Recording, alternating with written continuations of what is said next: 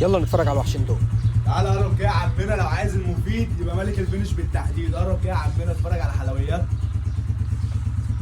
بقول لك ايه يا احمد هي المكنه دي كانت كده يا احمد؟ لا طبعا، طب احنا عملنا فيها ايه؟ احنا جينا هنا عشان نتميز.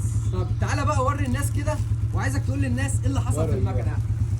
180 درجة، المكنه 180 درجة، 180 درجة يا عمنا. وريهم المكنه عندك كده. انت معاك وحشين، الناس عشاق الاحمر هيلاقوا الاحمر، طب وعشاق الاسود هيلاقي الاسود. هنا بقى شفت الوحش الاحمر، تعال بص الوحش الاسمر ده.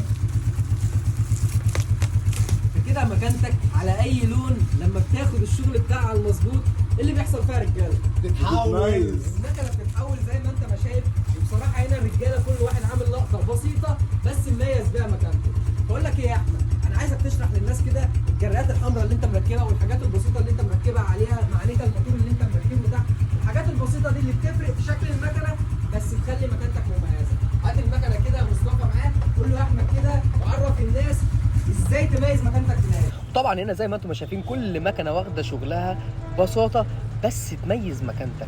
الموضوع مش انك تعمل شغل وخلاص، الموضوع انك تعمل حاجه تكون مكانك. تمييز يا عمنا، مش كلكعه وخلاص. مش اي حد يشتغل في المجال يتقال عليه بابا المجال. هنا الكلام خلصان. اخويا فينش رقم 1. حبيب قلبي يا احمد، نورتني يا احمد. تعالى كده، تعالى يا محمد كده. بقول لك ايه يا مصطفى، تعالى كده هات لي العيون اللي ورا دي كده يا مصطفى.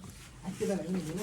تعالى كده بص، انا عايزك تجيب لي التفاصيل الصغيره دي. طب بقول لك ايه، انت هنا معاك شاشه عين، طب هنا معاك ايه بقى؟ هنا معاك حوار تاني، هنا معاك موضوع كبير. قدم كده عليه وهات التفاصيل. انت كده الناس اللي بتعشق اللون الاسمر بيبقى معاهم الوحش ده، طب واللي بيعشق اللون الاحمر معاه الوحش. بص بقى، انا عايزك تركز معايا كده في تفاصيل المكن ده. وطبعا انت لو عجبتك اي حاجه من المكنه دي او دي، احنا متاح عندنا شحن جميع المحافظات. يعني لو انت من مكان بعيد ومش هتقدر تيجي تنورنا، احنا متاح عندنا شحن. شوف القطعه اللي حضرتك محتاجها ونشحنها لحد البيت عندك. زي ما انت ما شايف بقى الليد الامبيانت، اللايت سيستم، الفوانيس اللي ورا وتعديلها.